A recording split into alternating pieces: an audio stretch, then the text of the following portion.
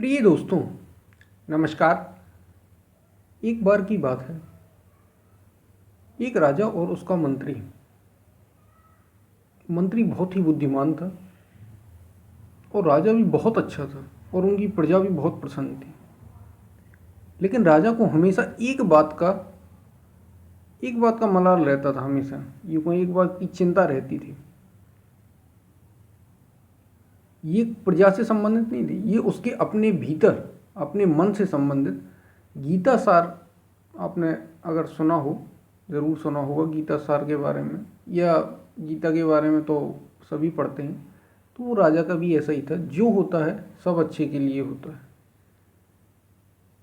उसका जो मंत्री था वो बड़ा धर्मात्मा था और भगवान श्री कृष्ण को बहुत मानता था। तो मंत्री हमेशा ये कहता रहता था जो होता है अच्छे के लिए। तो राजा कहता था कैसे, कई ऐसी घटनाएं घटती हैं और सच में अच्छे के लिए जो चीज़ें होती थी अच्छे के लिए। एक बार की बात है,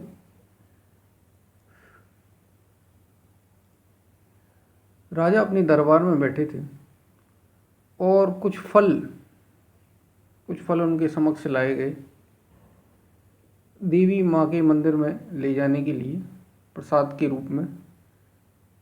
तो सभी लोग उनके साथ गए और उनने वो प्रसाद का, अब चूँकि प्रसाद रहता है तो पूरा प्रसाद जैसे देवी को चढ़ाया जाता है, तो राजा ने अपनी चाकू रखी थी, तो चाकू से वो सेब का एक फल था उसको काटने लगा।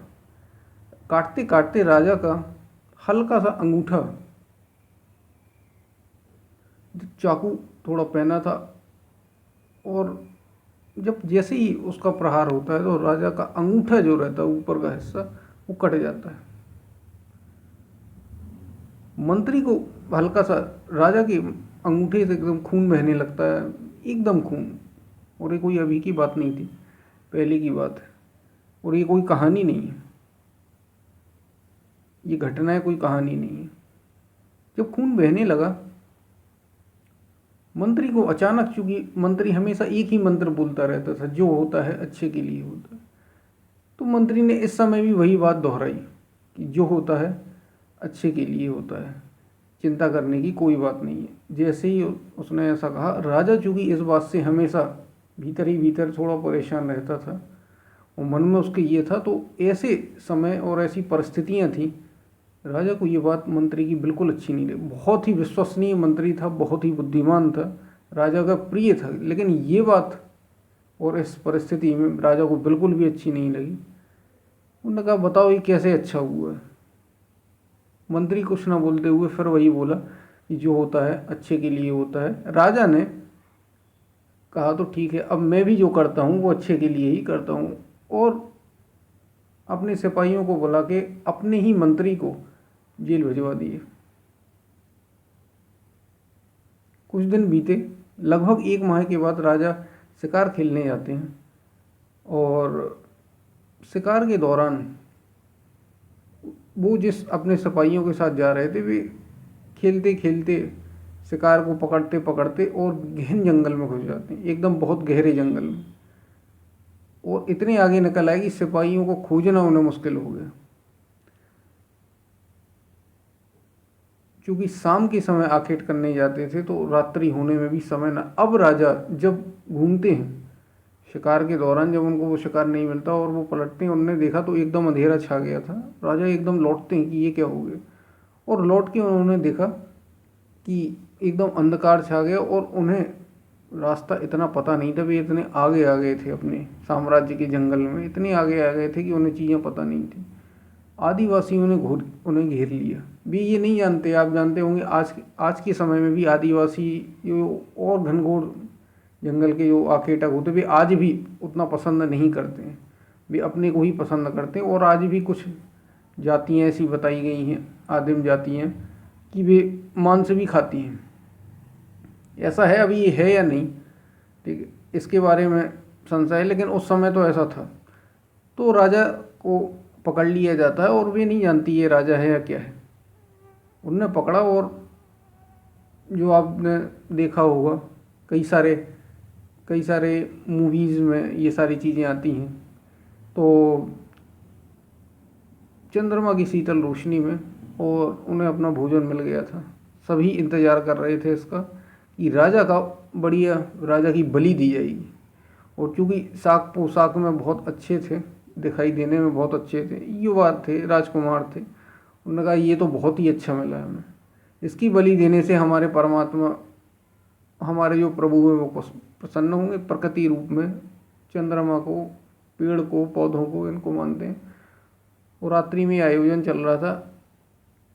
इसी बीच जो उनका मुखिया था, एक बार उसने कहा कि इनके पूरे अंगों को देख लिया जाए। जैसे ही काटने का समय आया, और प्रसाद बंटना था, तो जैसे ही काटने का समय आया तो एक बार जैसे देखा जाता है, पूरा देखा जाता है कि कहीं से कटा फटा नहीं। आप जब कोई फूल चढ़ाते हैं, कोई फल चढ़ाते हैं, भगवान को जब चढ़ाया जाता है, बेलपत्री भगवान शिव को चढ़ाई जाती, तो हमेशा कहा जाता है कि भाई कटा फटा ना हो, ऐसा हमेशा देखा जाता है। बस वैसे ही उस समय भी हुआ, क्योंकि वे फल के रूप में बलि दे रहे थे राजा की। उन्होंने जब देखा तो उनका अंगूठा तो आधा कटा था। उसने ये कहा कि ये अंगूठा कैसे कट गया, अंगूठे से खून बह रहा, अंगूठे की धार, मतलब उस समय तो खून नहीं बह रहा था, लेकिन अंगूठा कटा था। उसने कहा ये, इसको तो छोड़ दो, ये किसी काम का नहीं, हमारे इसकी बलि नहीं दी जा सकती। मुखिया ने कहा इसकी बलि नहीं दी, हम अपने देवता को ऐसे नाराज नहीं कर सकते, हमारे देवता नाराज हो जाएंगे। जैसे ही उन्होंने ऐसे कहा, आप जानते हैं ऐसी परिस्थिति में जब आप कटने के लिए एकदम खड़े हों, यमराज आपके सिर पर हों, और इस तलवार इस तरफ आई कि आप गए, ऐसी परिस्थिति में जब राजा था, मरणासन एकदम, कभी भी एक झटका था और ख़त्म हो सकता था। तुरंत ही राजा को झटके से मंत्री की बात याद आ गई, जो होता है अच्छे के लिए।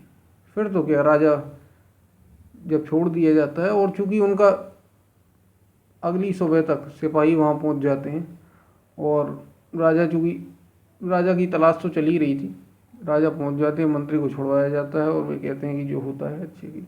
तो दोस्तों, ये तो है प्रतीक के रूप में ही कह लें, लेकिन ये बात तो एक हो गई कि हाँ, जो होता है अच्छे के लिए, ये समझने के लिए था। परमात्मा की सृष्टि में या इस संसार में, इस सृष्टि में कोई भी चीज़ बुरी या भली नहीं है, या जो भी घट रहा है कुछ भी गलत नहीं है। अब परिस्थितियाँ ऐसी होती हैं कि हमें बहुत ही बेकार लगता है। एक व्यक्ति के पिताजी ख़त्म हो जाते हैं, वे लगभग 80 साल के थे, वो उन्हें बहुत प्रेम करता था, लेकिन वे 80 साल के वे बुजुर्ग थे, वो उन्हें बहुत प्रेम करता था, लेकिन वे शरीरांत होता है उनका, वे और भी जीर्णावस्था में जा रहे थे। तुम्हें उनसे केवल मोह है, उस व्यक्ति को उनसे केवल मोह है। 70 साल के थे तो भी चले जाते, किसी न किसी कमी की वजह से, शरीर में किसी न किसी कमी की वजह से, या संस्कारों की वजह से। जैसे गीता में भगवान ने कहा है कि यह शरीर संस्कारों से, अर्जुन यह शरीर संस्कारों से निर्मित है। जब तक एक भी संस्कार शेष है, एक भी कर्म शेष है, तब तक इस शरीर को किसी भी हालत में आत्मा नहीं छोड़ सकती। जो जीवात्मा है उसके द्वारा छोड़ा नहीं जा सकता। वो तभी छूटता है जब सारे संस्कार इस समय के पूरे कर लेता है, स्वतः ही छूट जाता है। उसका निमित्त कुछ भी हो सकता है, कैसे भी वो अपने शरीर छोड़ सकता है, या तो बीमारी से, एक्सीडेंट से, किसी न किसी बहाने से, जिसको कहा जाता है बहाना, कुछ भी हो सकता है वो। और इसकी आयु कभी भी हो सकती है, जब संस्कार पूरे होंगे आयु, तभी शरीर छूट जाएगा। शरीर तभी ही, आत्मा जो है वो शरीर तभी छोड़ देता है। शरीर एक वस्त्र है, यूँ समझें आप। चाहे वो 5 साल का बच्चा हो इसलिए चला जाता है, 20 साल का हो इसलिए चला जाता है। बीमारी कोई भी, वजह कोई भी हो, संसार में सारी चीज़ें चल रही हैं। कुछ लोग 100 वर्ष तक जा रहे हैं, सारी बीमारियां उनके समय भी हो रही हैं, लेकिन वे, उनके संस्कार अभी जिंदा हैं, उनके संस्कार अभी हैं, इस वजह से उनको भी जीवित रखे हैं।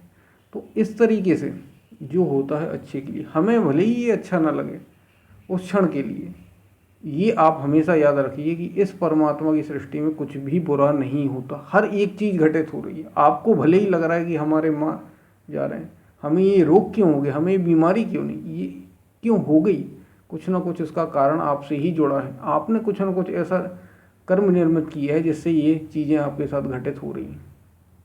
हमें ऐसी पत्नी क्यों मिली, हमें ऐसे बच्चे क्यों मिले, हमारे साथ ही ऐसा क्यों होता है। हर किसी को यही समस्या है कि हमारे साथ ऐसा क्यों हो रहा है, हम तो इतना अच्छा कर रहे हैं, हमारे साथ ऐसा क्यों हो रहा है। ज़्यादातर लोगों को यही समस्या है। हर किसी को कहने का मतलब ये है कि ज़्यादातर आप देखेंगे दुनिया में ऐसा ही है।